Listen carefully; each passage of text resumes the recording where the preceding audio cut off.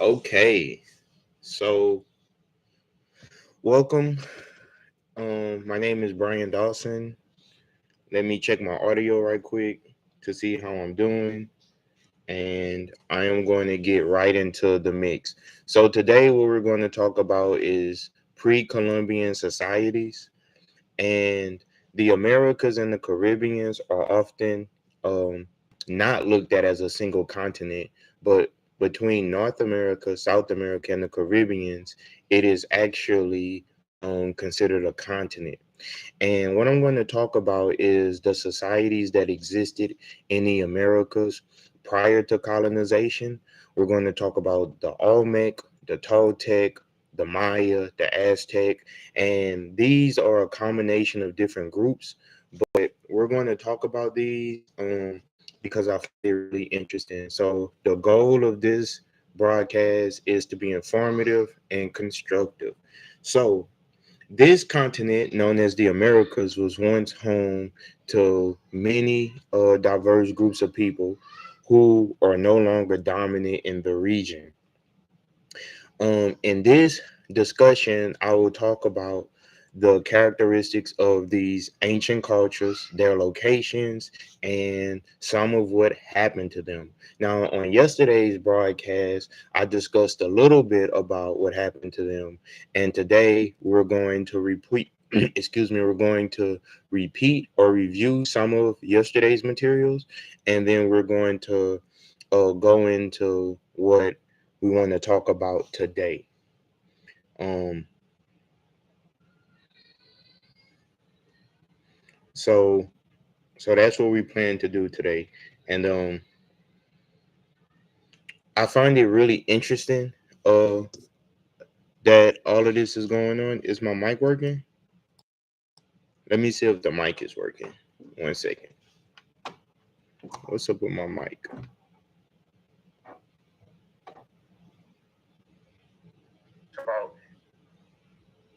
Let me make sure my mic is working. Testing, testing, and testing. Okay, my mic is working. And testing. All right, my mic is working fine. I don't see it at the bottom. That's why I wanted to see what was going on. So, whoever sees this broadcast, as stated, we're going to talk about the Americas, the ancient cultures that existed in the Americas, the Olmec, the Toltec, um, the Maya, and the Aztecs. And we're going to talk about them and a little bit about their cultures, what they believed, and ultimately what became of them. And we're also going to talk about the locations that they existed in. So, for starters, the history of the Americas date back hundreds of thousands of years. As a continent, the land masses that exist today are millions of years old.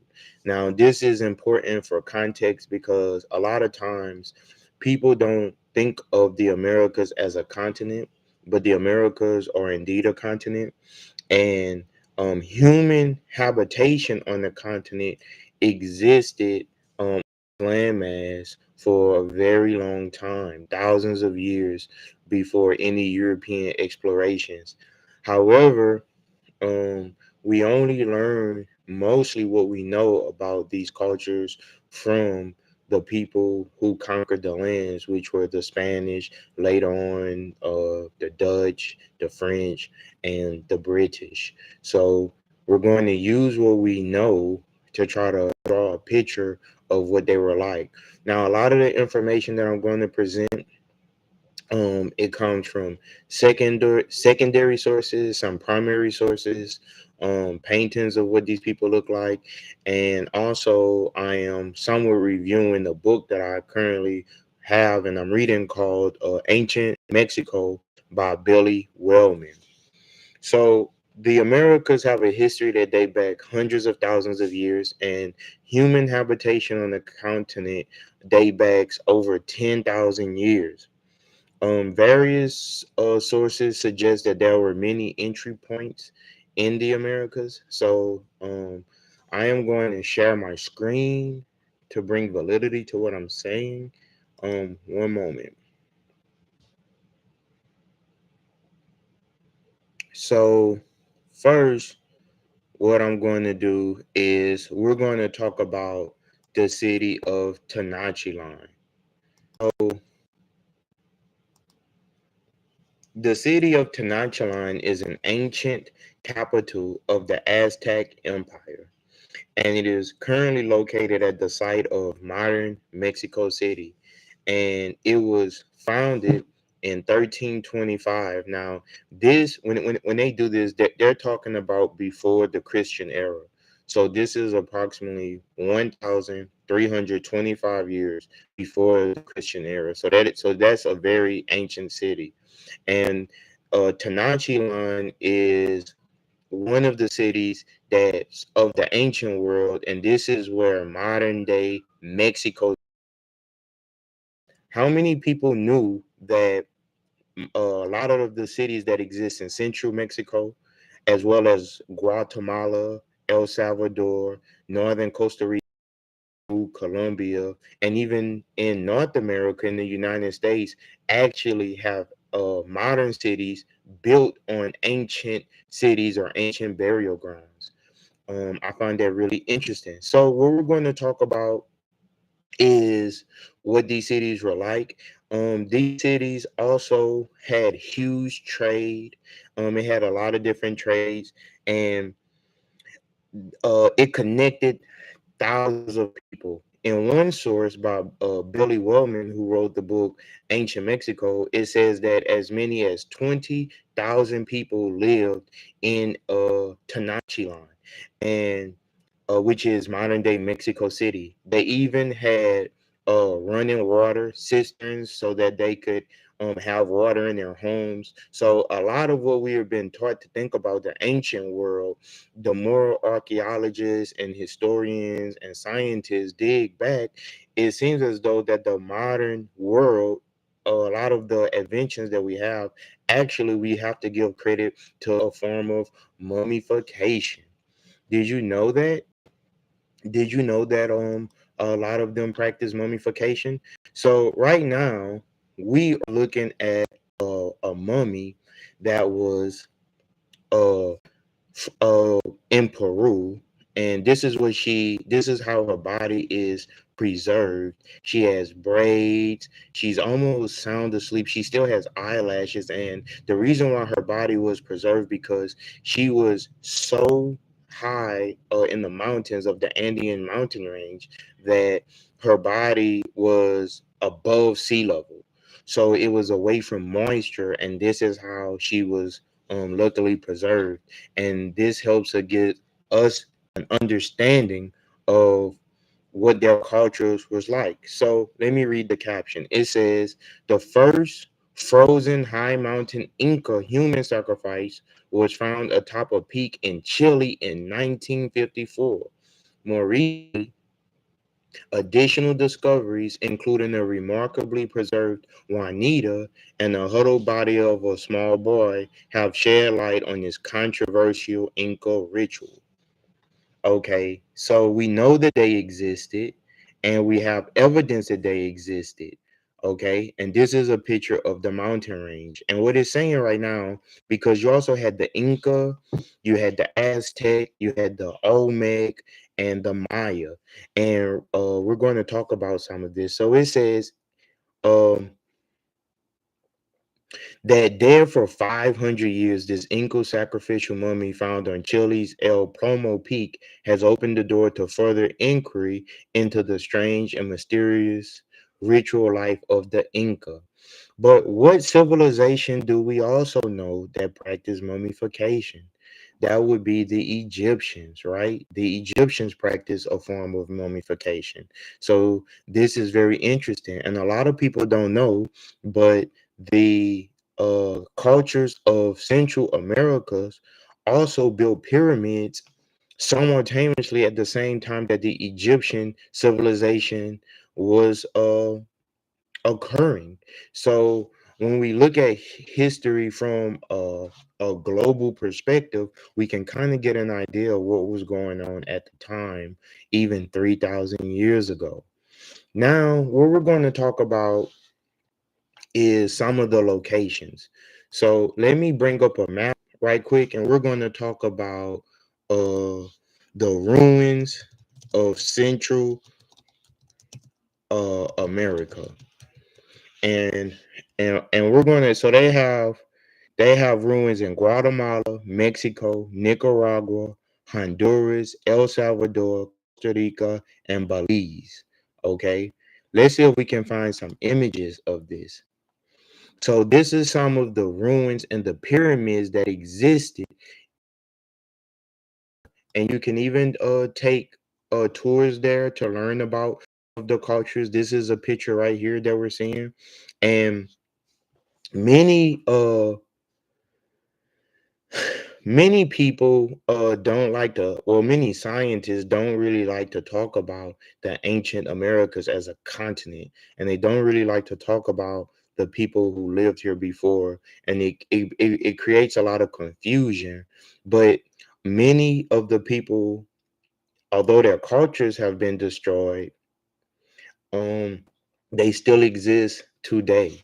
So let's look at what happened.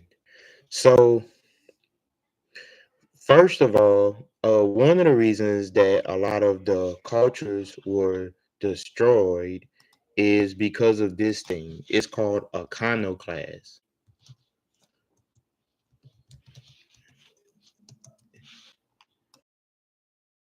Iconoclast. So iconoclast is a person who attacks cherished beliefs or institutions, a destroyer of images used in religious worships. So um, let's go to Merriam dictionary. And it says iconoclast comes from the Greek word iconoclastis, which translates literally as image destroyer. While the destruction wrought by today's iconoclast is figurative in modern use, an iconoclast is someone who criticizes or opposes beliefs and practices that are widely accepted. The first iconoclasts directed their ire at religious icons, those representations of sacred individuals used as objects of veneration. And it talks about the Byzantine Empire in Rome. So what happened was a series of iconoclasts, and that's so when the Spanish arrived here, um, it of the Americas, when they began to conquer it, one of the things that they did was they began to destroy a lot of the sacred images, temples, and religious figurines of the indigenous people. And so they had to do this as a means to subdue the people and to Christianize them. So let's look at other places. So we have Nicaragua, and we're going to continuously talk about iconoclasts, and we're going to talk about what happened in the Americas. But we're also going to talk about um the humans that migrated into the Americas from different directions. So if we look at a map of the United States, the world map of the Americas. So if you're just joining, uh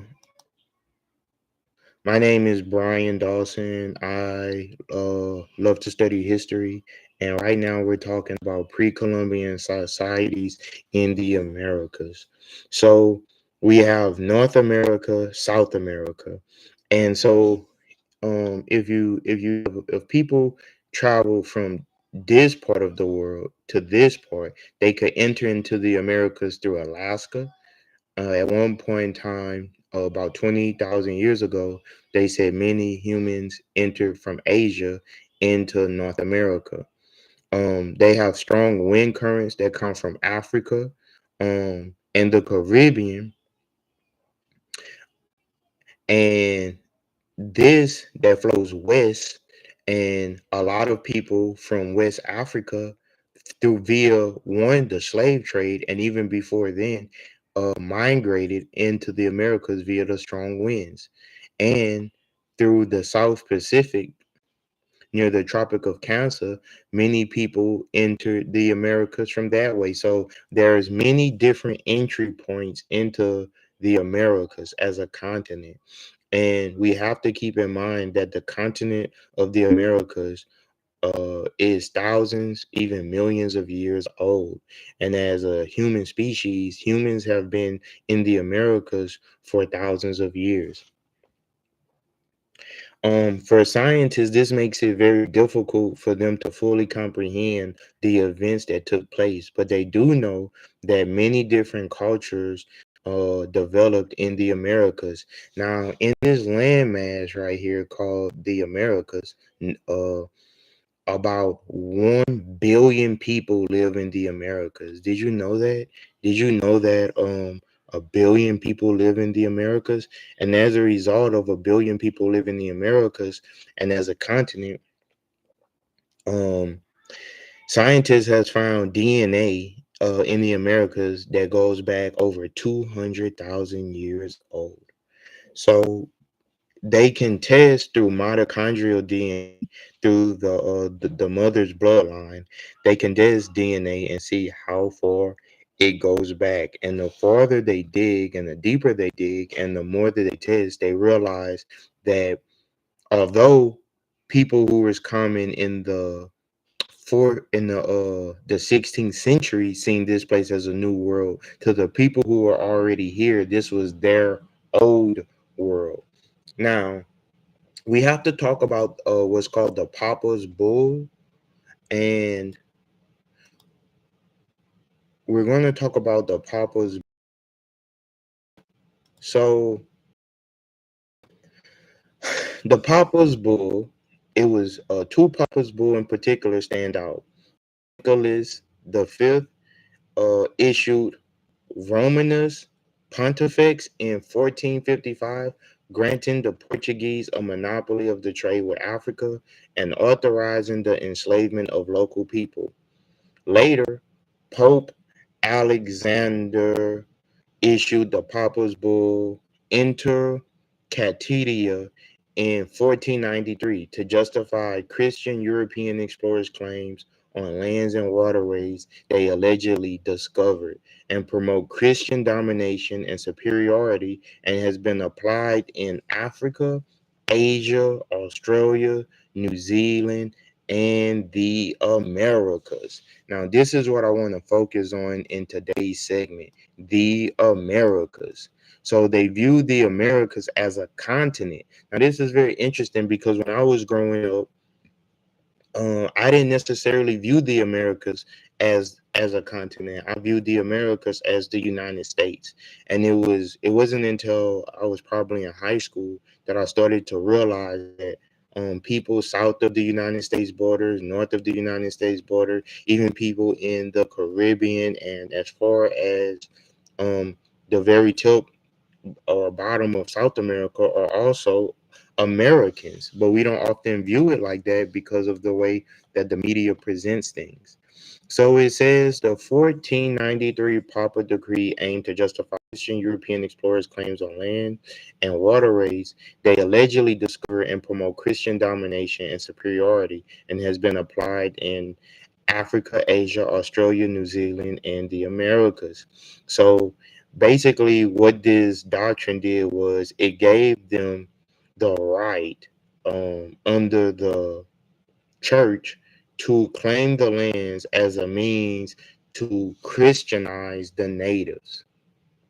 So then that led to what we call iconoclast. Now let's look at where Spain is. Where is Spain?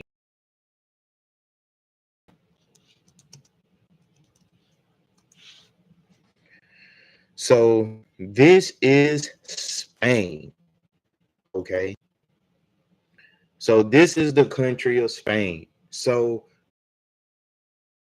explored the Americas. they had all in contact through the Mediterranean Sea with people of darker skin tones and people of Muslim, different religious affiliations. Now, this is very interesting because these places, it's important for us to put them in perspective. So, the Portuguese, which is this part right here, this is Portugal, and this is Spain, and then right here is France. Um, these places had already been in contact with North Africa. And since they already had a conflict with North Africa, the original Papal Bull that we read in 1455 was in conflict with the Muslim states up here, which allowed them to enslave and Christianize people who were of a different religious group because there were already wars being fought. And so this explains why when they came to the Americas, that the same thing ended up occurring. That when these people left Spain and they ventured off into the New World, not only did they find gold and riches and spices and rich cultures, they also realized that they could bring people, which is a people are a very profitable source. So that is called this that I'm talking about is was a law that was passed in 1455, granting the Portuguese a monopoly of trade with Africa. So that's why I'm talking about that, and authorizing the enslavement of local people. Then later, Pope Alexander in 1493 justified Christian Europeans explorers' claims on land and waterways they allegedly discovered.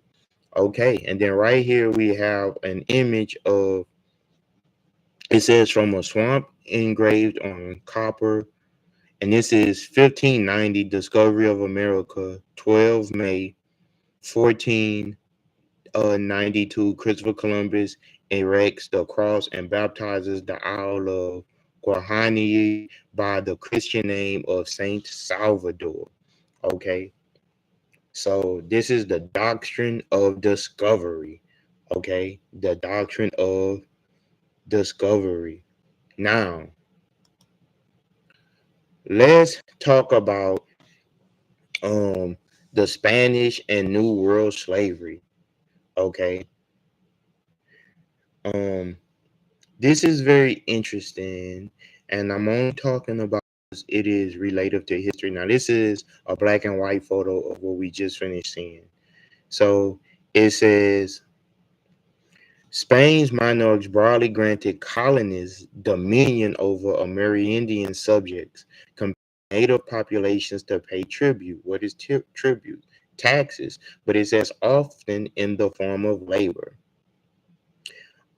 Now this was already going on in Europe, and a lot of times, as historians or sociologists talk about things, they don't put things in perspective. So the reason why some of this took place when they came to the New World is that this practice was already being uh take was already taking place in uh Europe.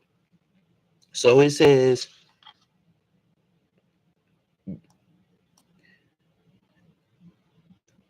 during the first half of the 16th century, Spanish colonists conducted raids throughout the Caribbean, bringing captives from Central America, Northern South America, and Florida back to Hispaniola, which is modern day Haiti and the Dominican Republic, and other Spanish settlements.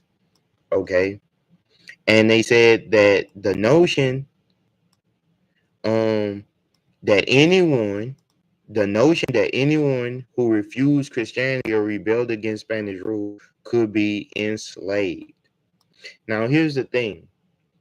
Imagine, now this is a map of what they said that they knew that the land looked like, and it's somewhat accurate. You have Florida here, you got Cuba here, you have the islands here, and you have pieces of Mexico and South America.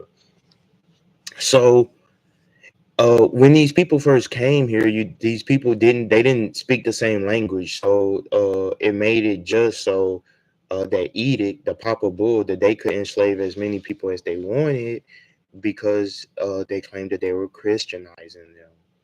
Okay, now we're going to talk back about. So Tenochtitlan is an ancient capital of the Aztec Empire located in the site of modern Mexico City. Okay, and it says Texcoco and Talcopan and Aztec capital by the late 15th century. So that's the 1400s. Originally located on two small islands in Lake Texcoco, it gradually spread through the construction of artificial islands to cover more than 5 square miles. Okay. It contained the palace of Montezuma II, said to consist of 300 rooms, as well as hundreds of temples. It was, now remember we was talking about earlier, iconoclast. It was destroyed by the Spanish conquistadors under Hernan Cortez. So let's click on conquistadors. Okay, I'm going to make this bigger for a second. So, okay. So it says that conquistador is any of the leaders in the Spanish conquest of America, especially of Mexico and Peru in the 16th century. So it was expeditions against the Aztec. Mexico was led by Hernan Cortez, who set up a base camp at Veracruz. So for a lot of people that don't know what Veracruz is, that's Central America along the coast.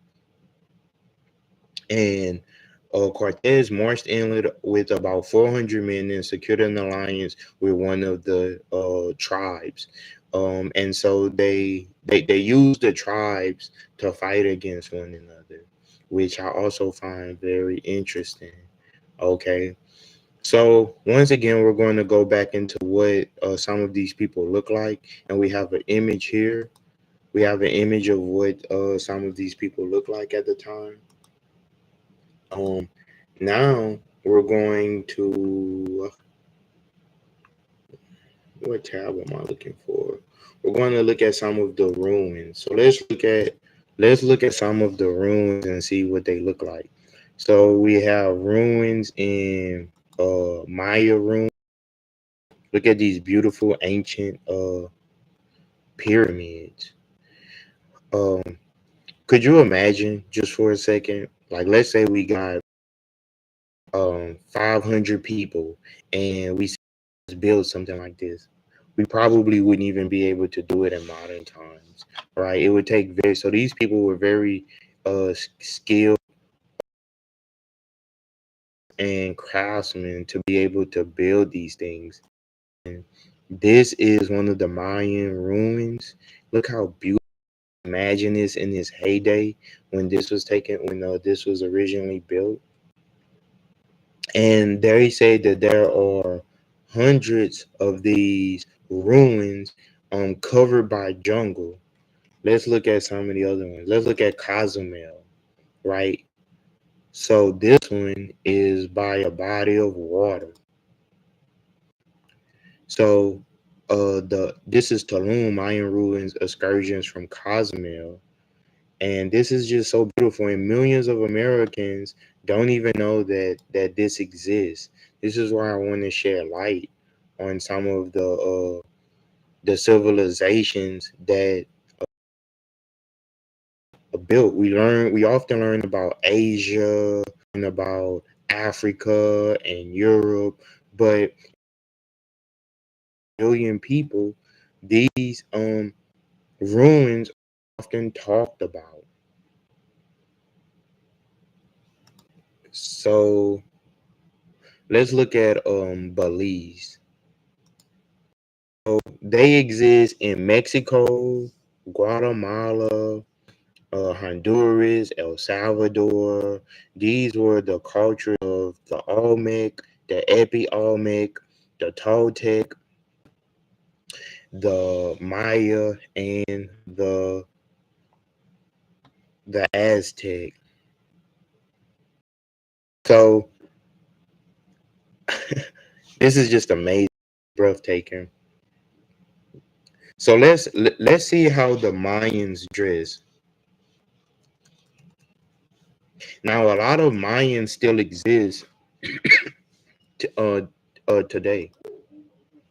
So that this is an outfit of traditional garb from the Mayans and what they dress like. Okay, now let's look at this. This is very interesting. It says bringing past to present. So the Mayans,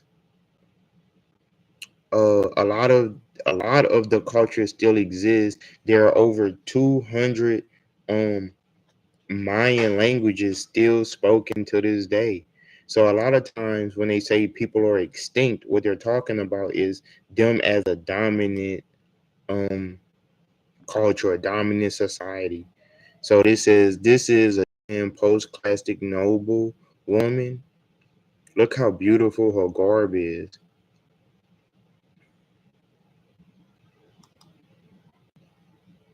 This is very interesting, and a lot of this history, unfortunately, is not often talked about. So this is from an archaeology magazine, and it says from head to toe in the ancient. And in some ways, this is reminiscent of the Egyptians. And this is paintings and art that exists. So a lot of what's in the Americas, if you want to discover more, you can go to the British Museum. Um, let's see if we can pull it up. The Americas, Mesoamerica.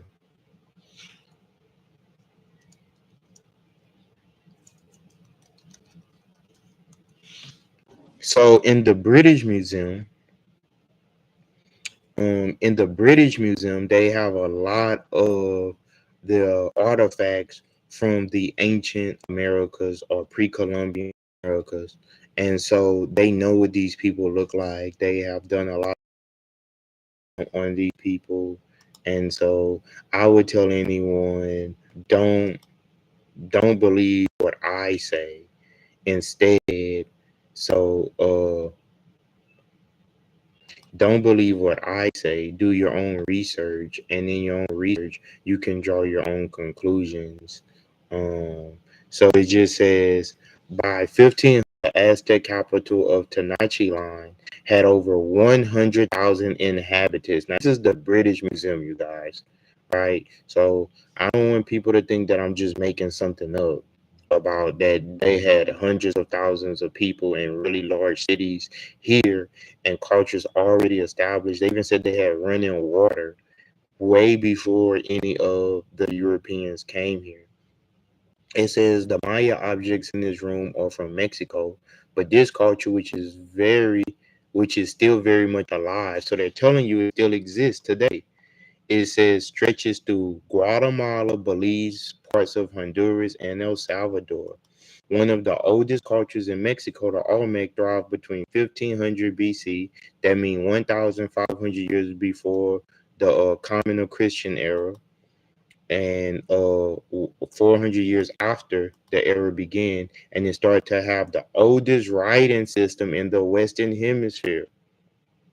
But they claim that they can't decipher it. So okay, so they had this is a double-headed serpent mosaic. This is images of some of their goddesses and religious figures, and a lot of this was either stolen and some of it was even destroyed due to iconoclasts. And if you were present earlier, iconoclast means that um iconoclast means that they destroy religious figurines and artifacts. So let's look at a timeline. So it says the ritual calendar was of 260 days and the solar calendar of approximately 365 days, synchronized like two cogs to create a calendar, which rounded about 52 years. Once a calendar round has been completed, the count begins again. And they even believe that when a king was ascended to the throne, that he could only serve for this amount of time, which is, let's say, a lifetime. 500, excuse me, 52 years, excuse me. And they said the calendar is still used by some communities in Mexico and Guatemala. Okay, so first it was the Olmec. So it says, so then the Gulf Coast of Mexico. So that's in the Veracruz area. Now let's look at that for a second.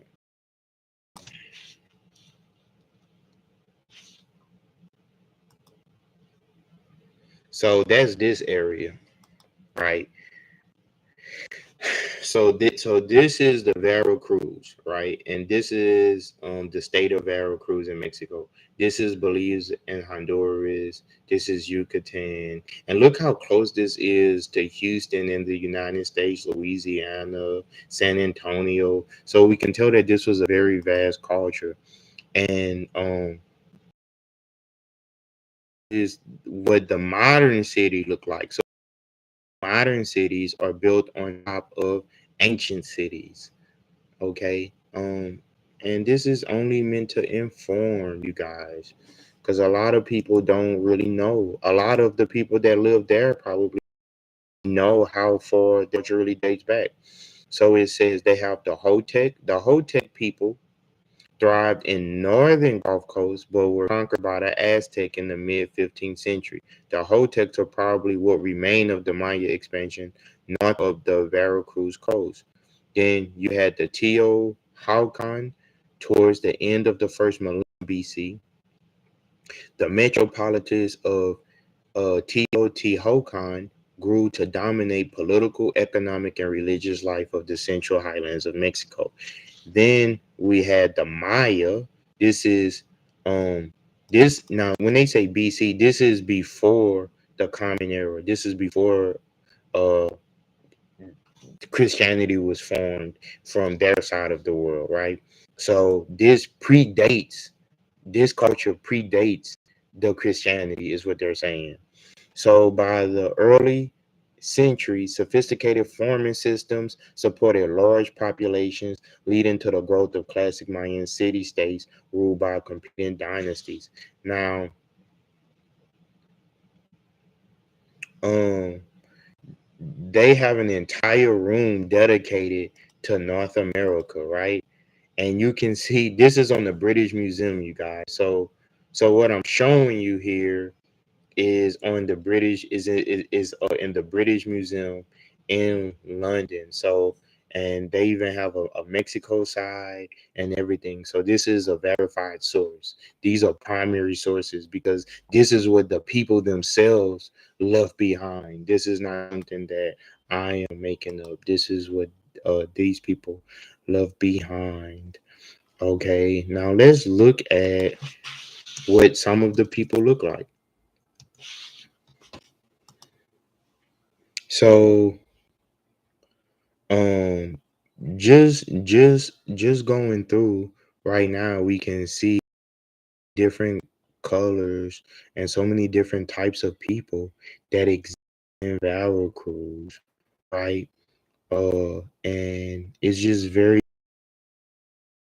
um and I have not been to it, but when I first started traveling through some of these places, one of the things that interests me was how diverse America is. Latin America is a very diverse place, and I just think that it's so interesting that this exists, and a lot of people don't really know about this. So I'm still going to do a series, and I'm still going to expand on different. Like I said, this was a Inca girl so one of the things. Now this was another portrait right here. So this is a portrait that has been colorized, and the topic is meeting the melting pot pre-Columbian measures. Okay, so this is a portrait that was by Mewis Era, captures the tall T low code as described by Spanish chroniclers, right? So we can see what the people look like. And it says that European contact was first taking place in Mesoamerica. The Andean civilization of South America and the area, including modern day Colombia, Ecuador, Peru, and Chile, were thriving. Okay. And I'll be one of the first to tell you that the people of Central America have a very unique culture. It's a lot of beautiful people. Uh,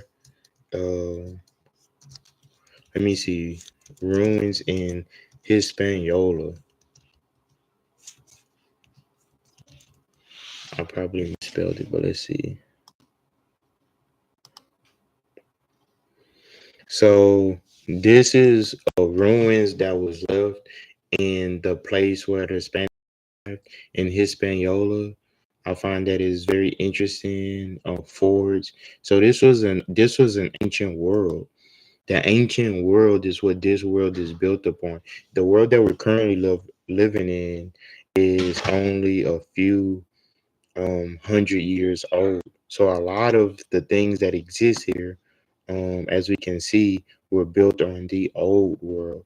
And what ended up happening to these people was they ended up getting smallpox. So let's look at the smallpox. So um, when the Native Americans met the Europeans, they ended up contracting the smallpox. And the smallpox that the Native Americans were given was because they did not have an immunization to resist smallpox. They said, let's look at smallpox symptoms. So the symptoms of smallpox are high fever, headache, backache, rashes, sores, blisters, fatigue, vomiting. And the smallpox um was completely decimating to the population, and it killed millions of Native Americans. So I'm claiming that smallpox will look like in a couple days. Smallpox is forming. This is day 4. Then day 6 and 10, and then imagine back we have cures now, but back then they didn't have cures. Let's read what it is. It says the first symptoms of smallpox include fever, malaria, body aches, and sometimes vomiting. The fever is usually high in the range of 101 to 104 degrees Fahrenheit. This is an image of someone who has severe smallpox. And just imagine that this disease that they were getting was decimating their population, and they didn't have a way to stop it. Um, the people that was getting this. So let's look at what say. It says smallpox is one of the most feared infectious diseases because of its high mortality rates among Native Americans. It says that one of the first cases were reported in 1520, um, and they said that disease spread through the continent.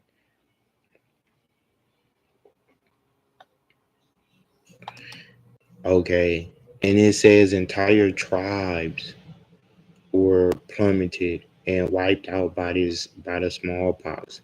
And this is something that's talked about, but I don't think people really can have a scope, because in some ways um, they didn't even have a way to protect themselves from this. It's very tragic what happened today. It's almost like today, if a disease was to come, that people could not protect themselves from, how many people would be destroyed. So that's a little bit of the history of what was going on at the time. And now what we're going to shift focus on is I'm going to take a brief break, because I've been going for 45 minutes, and then we're going to talk about um what's going on in the United States right now. So I'm going to end the live now. And then I'll be back later with another type of video dealing with sociology and escalating rents in the Americas and what's going on. So thank you, everyone, and that'll be my live for today.